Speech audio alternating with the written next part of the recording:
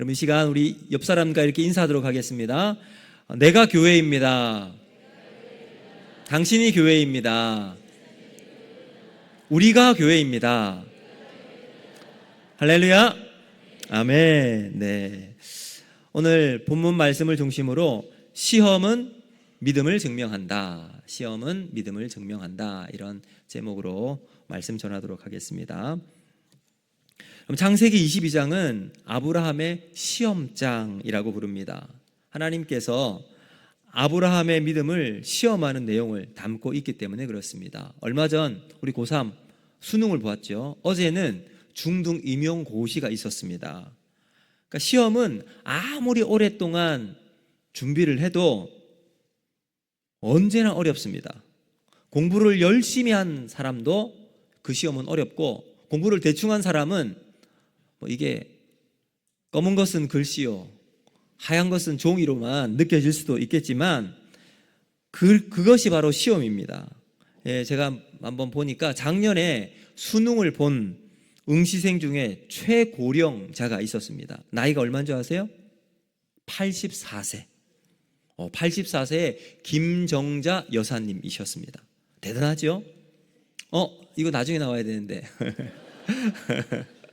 네, 학창 시절에 공부하지 못했던 것이 평생의 후회로 남을까봐 이제 고등학교, 아마 이제 그 연세 드신 분을 위해서 만든 학교가 있었습니다. 그 고등학교에 다녔고요. 결국 수능까지 보게 되신 겁니다.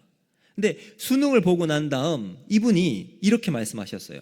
끝나고 나니까 홀가분하더라. 무슨 말일까요? 시험 보는 과정들 힘들었다는 의미겠죠. 그러니까 시험은 나이가 들어도 어렵다. 나이가 어려도 그 시험은 여전히 어렵다라는 겁니다. 근데 이분이 하신 말씀 중에 저의 뇌리에 꽂히는 말씀이 있었습니다. 지금 보여주면 됩니다. 네, 무슨 말이냐면 바로 밑에 있는 거예요. 내가 수능을 쳤다는 게 인생 중에 제일 큰 일이라는 거예요. 자, 이 말의 의미가 뭘까요? 84세를 쭉 살아오시면서 수능을 본 그 시간이 자기에겐 큰 의미가 된다라는 말이겠죠. 시험을 통해서 이 할머니의 인생에 새로운 장이 열리게 되었다는 겁니다. 근데 이 할머니께서 지망했던 학교가 있었는데 어디냐 보니까 숙명여대 영문학과. 와, 대단하죠? 꿈은 아무튼 크게 가져야 됩니다. 근데 알고 봤더니 그 막내 손녀가 이 숙대를 다녔는데 늘 할머니에게 그래 자랑을 했대요. 할머니, 우리 학교가 최고예요. 그래서 이 학교를 지원하기를 했답니다. 근데 결과를 딱 보니까 숙대 영문과는 조금 어려운 것 같고 평생교육원의 사회복지학과를 지원을 했었다고 합니다. 근데 이 할머니께서 뭐라고 말씀하시냐면 거기 가서도 영어 공부만은 놓지 않겠다. 영어는 내가 마스터하겠다라는 마음을 가지셨대요. 여러분, 시험이 이 할머니의 인생의 다음 챕터를 열어주었습니다.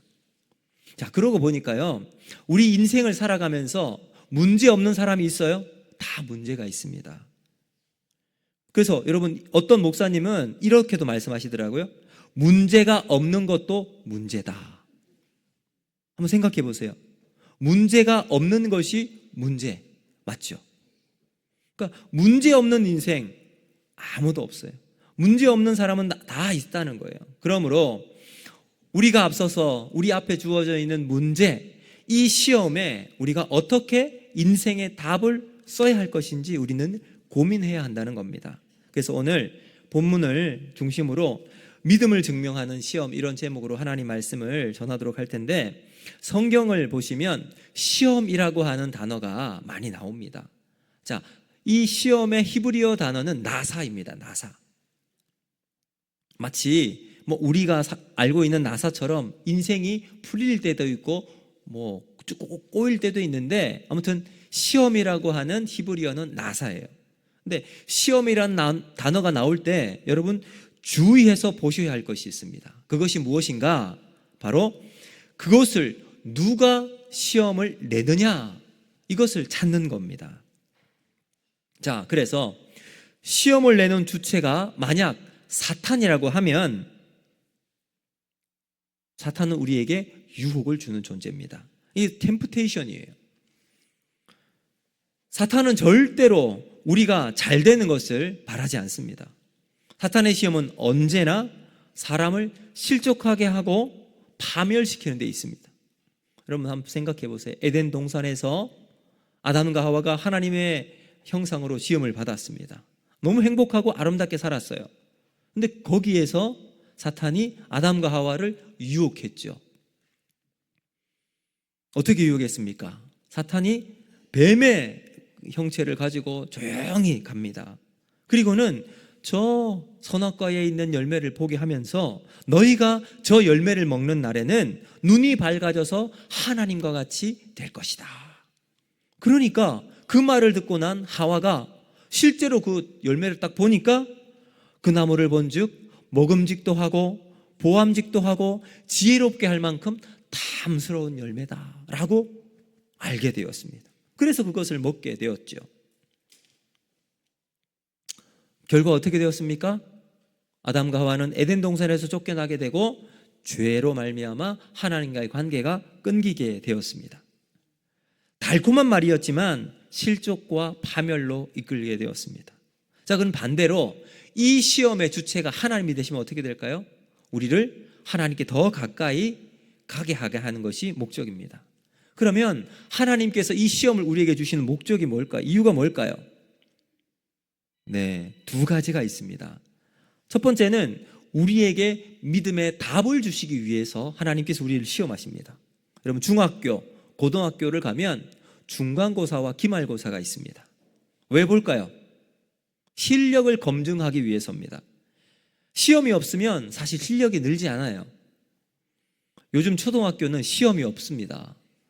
그러니까 아이들이 열심히 잘 놀아요. 노는 것은 좋은데 우리가 지난 3년 동안 코로나가 있었잖아요. 3년 동안 코로나 동안 학습의 부재가 있었습니다. 그러다가 이 학생들이 다음 중학교를 가고 고등학교를 갔는데 거기 딱 가보면 어떻게 있어요? 바로 시험이 딱 있어요. 중간고사를 딱 처음 시험을 보면 실력이 여실히 드러나게 됩니다. 그나마 집에서 공부했던 학생은 수업을 어느 정도 따라갈 수 있지만 3년 동안 놀았던 학생은 어떻게 될까요? 폭망입니다. 폭망. 그러니까 이때 이 학생은 시험지를 보면 아무것도 모르는 거예요. 그래서 이 테스트가 중요한 겁니다. 테스트를 통해서 시험을 딱 보면 틀리는 게 나오잖아요. 틀리면 틀린 것으로 끝나는 게 아니에요. 그 다음 이 틀린 것을 가지고 오답 노트를 적어서 내가 어디에 틀렸냐, 왜 틀렸는지 다시 한번 확인을 하게 되죠. 틀린 답을 교정합니다. 그리고 아는 문제는 내가 알기 때문에 넘어갈 수가 있어요. 시험을 쳐야 답을 알 수가 있습니다. 하나님은 우리에게 믿음의 답을 주기 위해서 시험을 주시는 거죠. 시험은 분명히 어렵습니다. 근데 시험 공부를 열심히 하면 지식도 쌓이게 되고 좋은 학교를 진학할 수 있는 길이 열리게 됩니다. 영어 시험을 위해서 열심히 공부를 하기 위해 단어도 외우고 또 대화도 이렇게 하잖아요.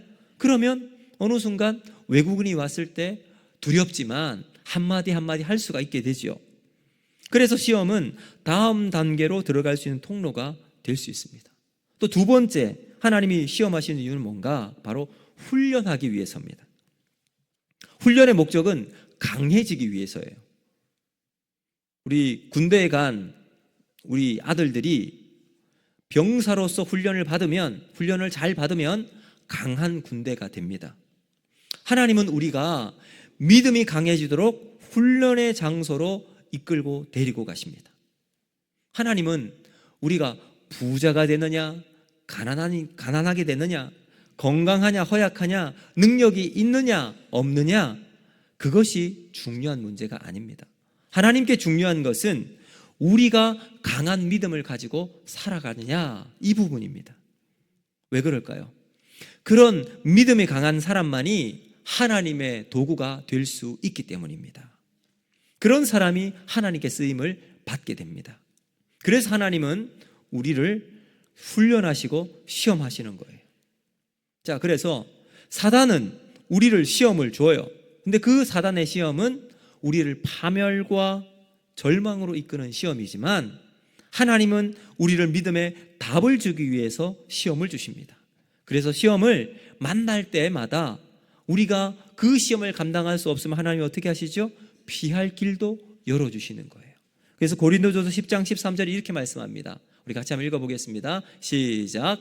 사람이 감당할 시험 밖에는 너희가 당한 것이 없나니 오직 하나님은 미쁘사 너희가 감당하지 못할 시험 당함을 허락하지 아니하시고 시험 당할 즈음에 또한 피할 길을 내사 너희로 능히 감당하게 하시느니라. 아멘.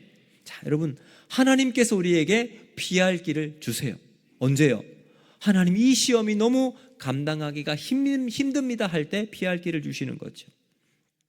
자, 이제 본문으로 한번 돌아가 보면요, 오늘 본문 속에 하나님께서 아브라함에게 시험 문제를 출제하셨습니다. 이 시험으로 아브라함의 믿음을 증명해 보기 위해서였습니다.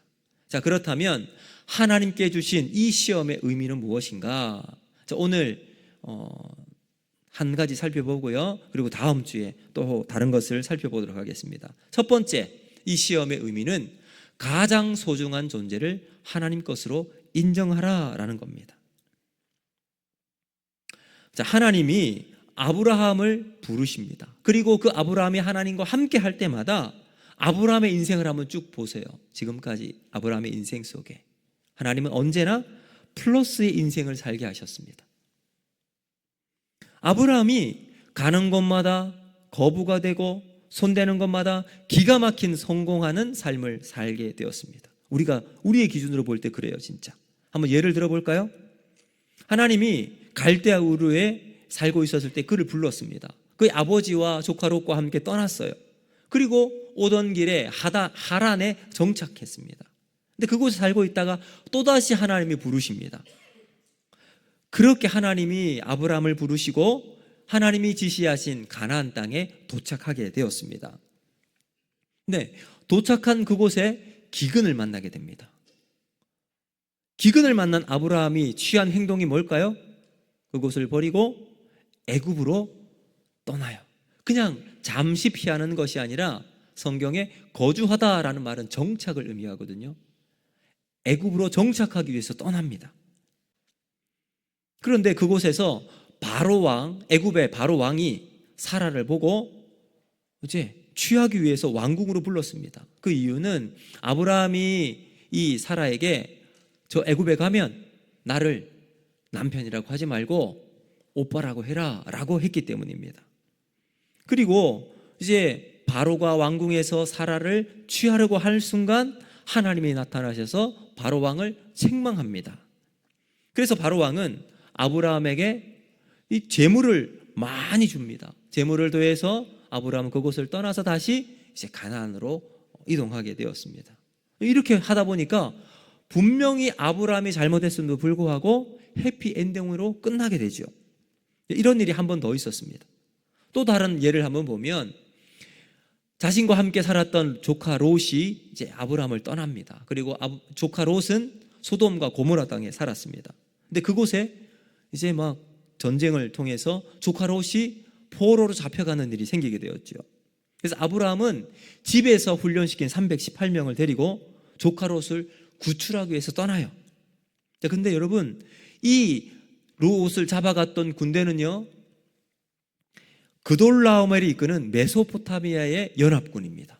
이들은 아주 사자와 같아서 가는 곳마다 다 점령하고 아무튼 어마어마한 전쟁의 베테랑들입니다.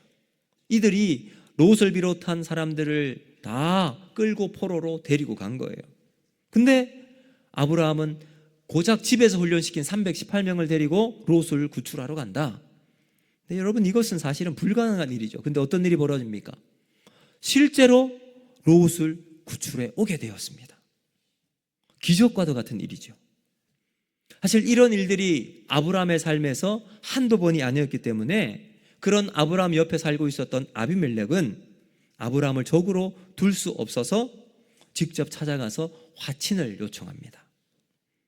자, 이것을 통해서 우리가 알 수 있는 것은 하나님이 함께 하심은 주변 사람들이 먼저 보고 인정할 정도로 아브라함의 인생은 지금까지 플러스 인생, 덧셈의 삶을 살았습니다. 손대는 것마다 잘 되고 뒤로 넘어졌는데 돈도 줍고, 뭐 지금으로 따지면 대충 주식을 했는데 대박, 이것이 되는 인생이었습니다. 자, 그러면 아브라함의 삶이 평생 그렇게 살 수 있었을까요? 아니에요. 오늘 말씀을 보시면 하나님이 아브라함에게 지금까지 플러스의 인생, 덧셈의 삶에서 마침내 뺄셈으로 역사하기 시작합니다. 오늘 본문의 내용이 그렇게 시작하는데요. 2절 말씀을 같이 한번 보겠습니다. 2절 같이 읽습니다. 시작. 여호와께서 이르시되 내 아들 내 사랑하는 독자 이삭을 데리고 모리아 땅으로 가서 내가 내게 일러준 한 산 거기서 그를 번제로 드리라. 아멘. 자, 여기 보시면 하나님께서 아브라함의 인생에 하나를 빼세요. 무엇을 뺍니까? 이삭을 빼는 거예요. 하나님이 아브라함에게 주신 시험은 하나뿐이 없는 자신의 사랑하는 독자 이삭을 번제로 드리라. 이삭을 빼시는 거예요. 우리 하나님은 아브라함이 이삭을 얼마나 사랑하고 귀하게 여기는지 잘 알고 계십니다. 여러분 생각해 보세요. 100세에 난 아들인데 더 이상 말해서 무엇 하겠습니까? 그런데 그 아들을 번제로 드리라. 이것은 종교적으로는 물론이요, 윤리적으로도 사실 맞지 않는 명령일 겁니다. 그리고 하나님은 왜 바쳐야 하는지 여기에 대한 타당한 설명도 아브라함에게 하지 않아요. 그냥 네 아들 이삭을 번제로 드리라. 만약 다른 동물들, 양이나 송아지나 뭐 다른 어마어마한 동물들을 하나님께서 바치라고 했다면 아브라함 바칠 준비가 충분히 되어 있었을 겁니다. 하지만 하필 하나밖에 없는 아들 이삭을 바치라니. 아브라함이 100세가 되기까지 얼마나 많은 우여곡절이 있었습니까? 그런데 아브라함은 잘 참았습니다. 왜요? 아들 하나 보기 위해서 그 많은 굴곡진 인생을 겪었는데 이제 와서 그 이삭을 바치라고 하니 아브라함 입장에서는 한편으로는 기가 찰 노릇이요, 이해가 되지 않는 하나님의 명령일 수도 있었을 겁니다. 하나님은 살리는 하나님이지 죽이는 하나님이 아니시잖아요. 근데 왜 하나님이 아브라함에게 100세에 낳은 아들을 번제로 바치라고 했을까요?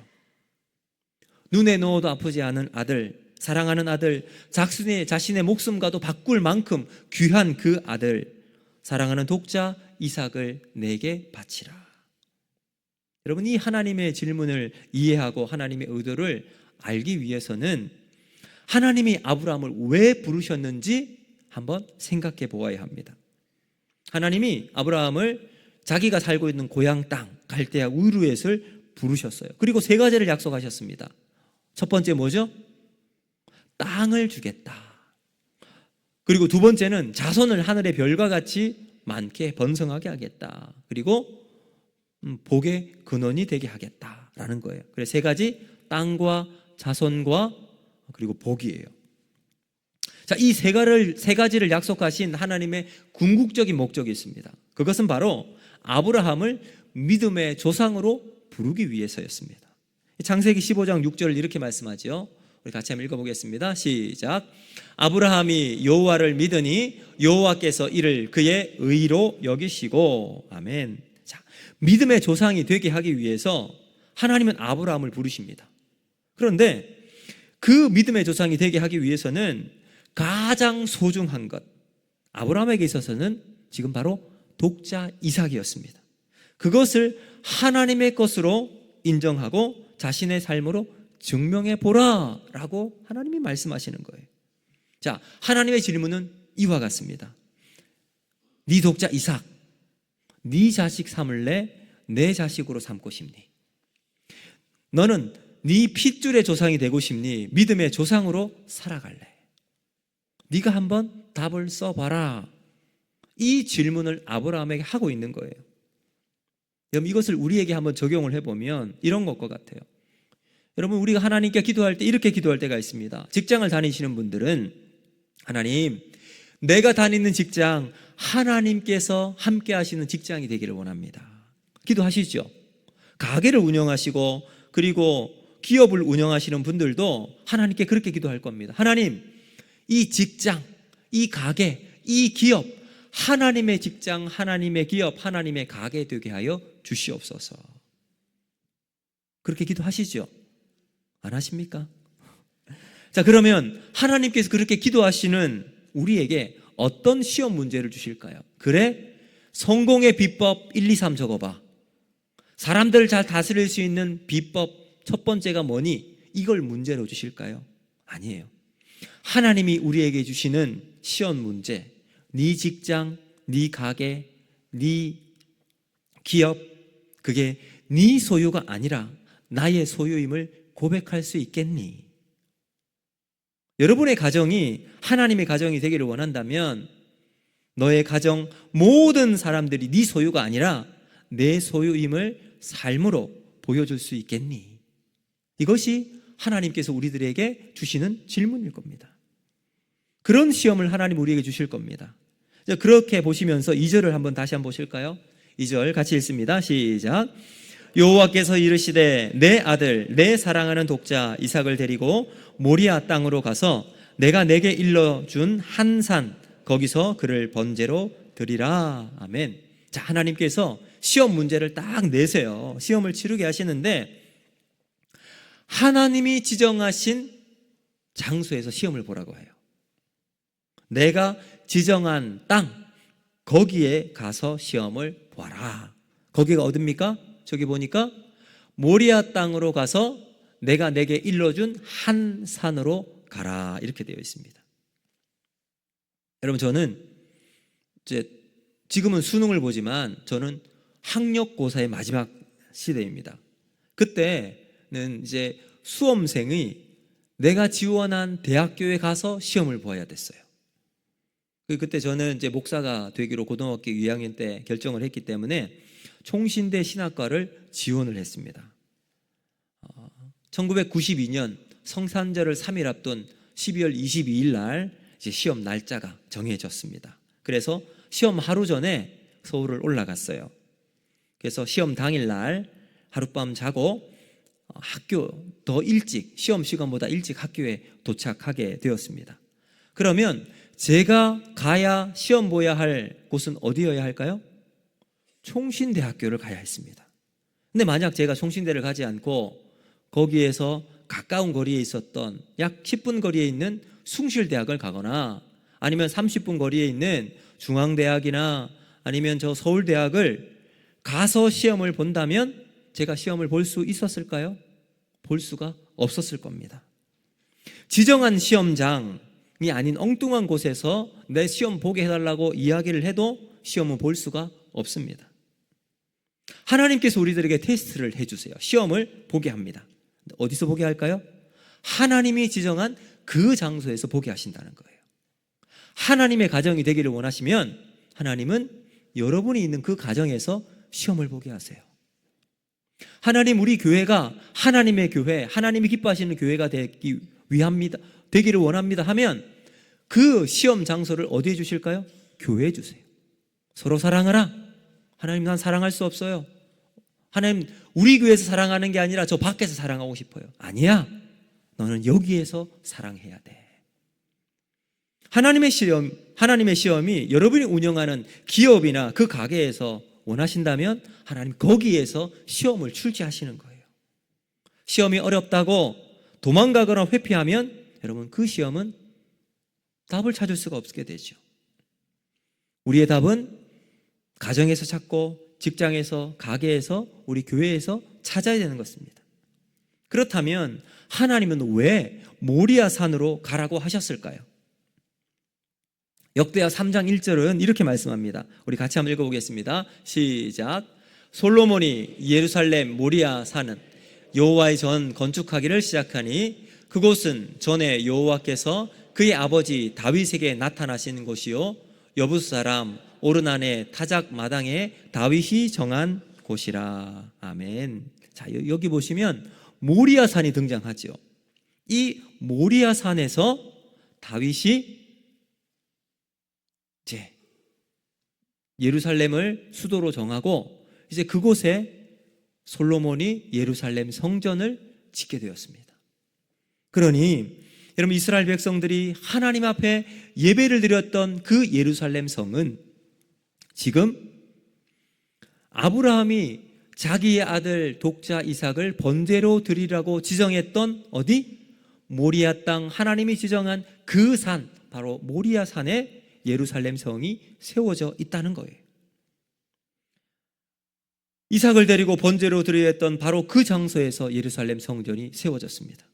여러분, 예배는 하나님 앞에 우리가 나아가고 우리의 죄를 고백하며 죄사함을 받고 이웃과의 문제가 해결되는 장소입니다. 하나님과 화목하게 되어서 이웃과 더불어 나눔과 축제장이 열어지는 곳이 바로 예배의 장소입니다. 그곳이 이스라엘 백성들에겐 예루살렘 성전이었어요.